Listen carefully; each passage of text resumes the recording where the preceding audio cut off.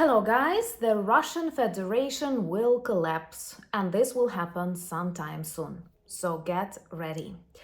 This crazy state already demonstrates very vivid symptoms of its terminal state. Shootings in Dagestan, 20 people killed, most of them are police officers, 46 injured, and no, Russia did not manage to prevent or at least explain what happened. It reminds us of the attack on Crocus Center in Moscow. No investigation, no results, it's just an ordinary day in ordinary Russia. Sevastopol.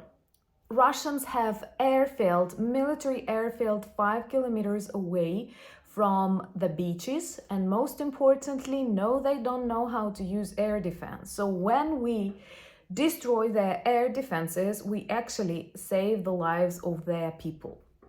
And Kim Jong-un, as a new friend of Putin, is also a symptom of this death approaching to Kremlin. Because 20 years ago, even Russian future dictator would not agree to take a photo with Kim Jong-un, and now they are shaking hands.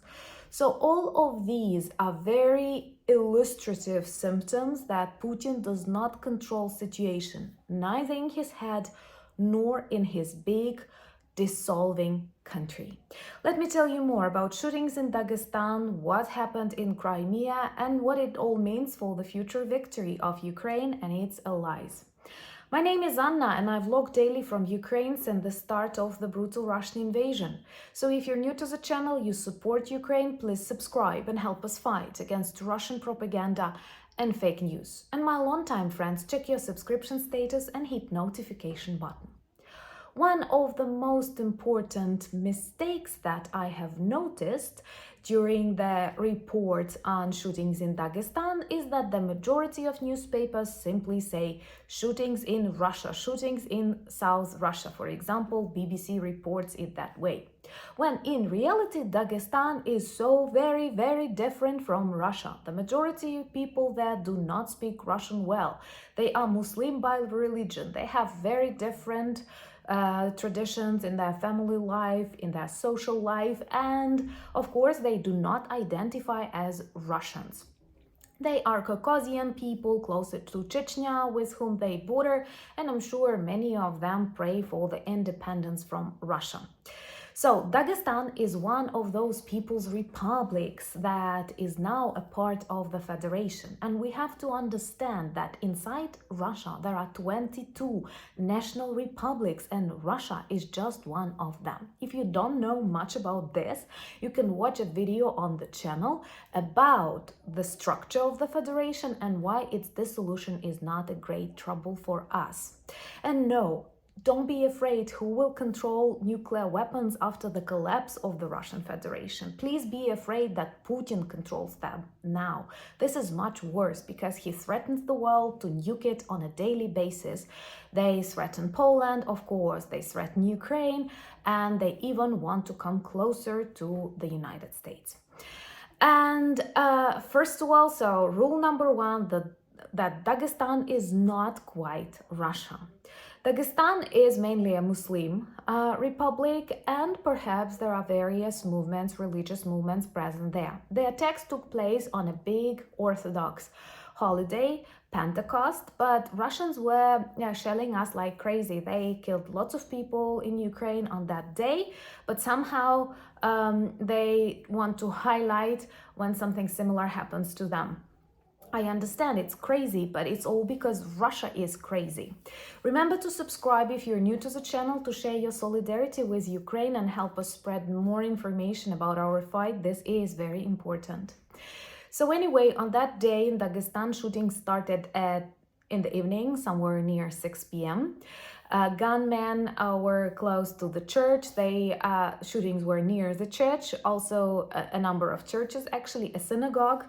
It seems that people entered the church, tried to set on fire an icon, and later there were shootings on the streets, and then the result of these shootings, actually 20 people were killed, and the majority of them are policemen, and actually 46 people are now in the hospitals. And what is also quite very Russian is the fact that two men who were shooting, they were killed, but later their father was found in a totally different place and was arrested. And here is a question now, how father is responsible for his sons. We don't know yet. We don't know what it all means, but I guarantee you that no serious investigation will take place in Russia. They try to connect it to Ukraine when obviously there is no connection at all. Literally, there is nothing that you can try and connect it with us.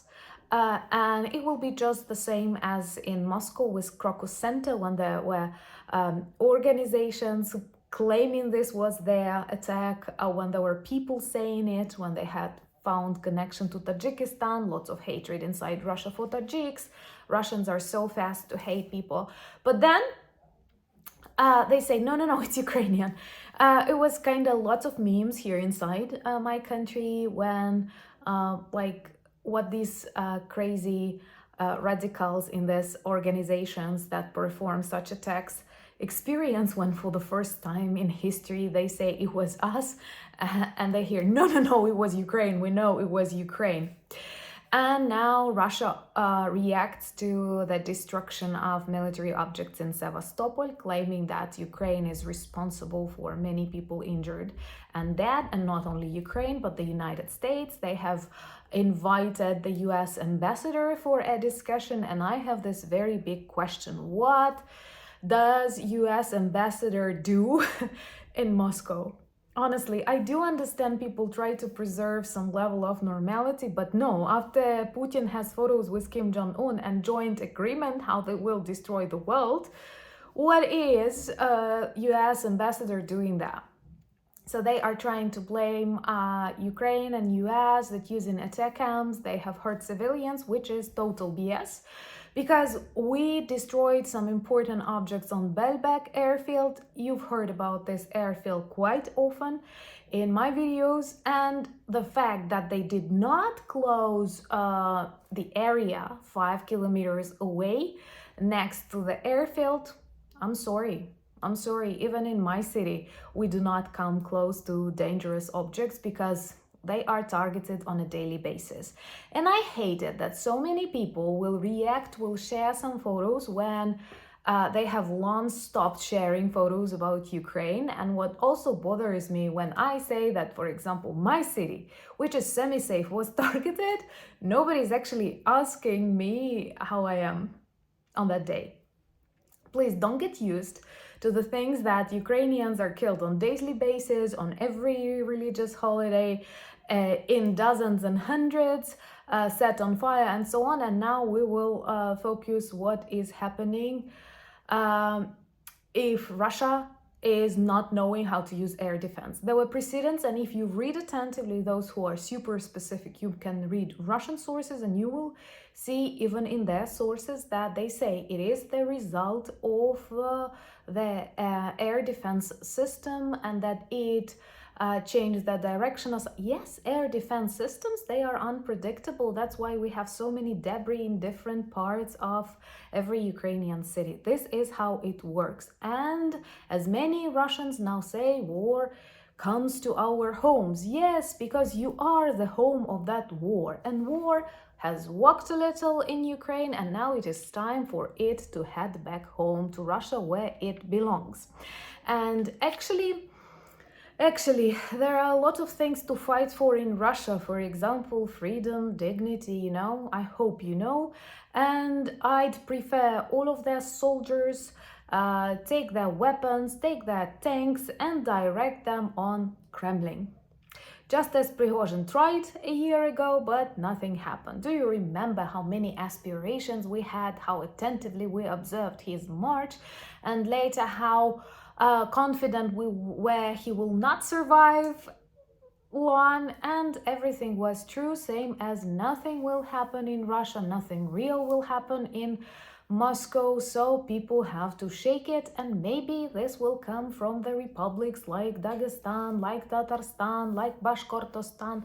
From time to time something is happening, but most importantly, the most illustrative thing is that Putin loses control, and he loses this control mentally in his head because He literally officially signs the papers and mutual support with the leader of the most isolated country in the world, North Korea, most sanctioned, and you literally cannot shake the hand of any person from that country without sanctions being contagious. So they have nothing to lose because they have already lost.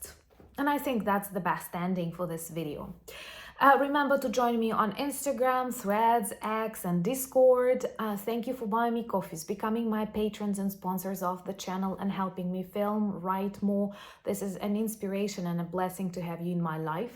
Also, check our merch shop, which has lots of good items that work well as reminders and conversation starters about Ukraine. Thank you for all these conversations that you hold in your countries, for all the work that you do to support us, and together we will win. Слава Україні!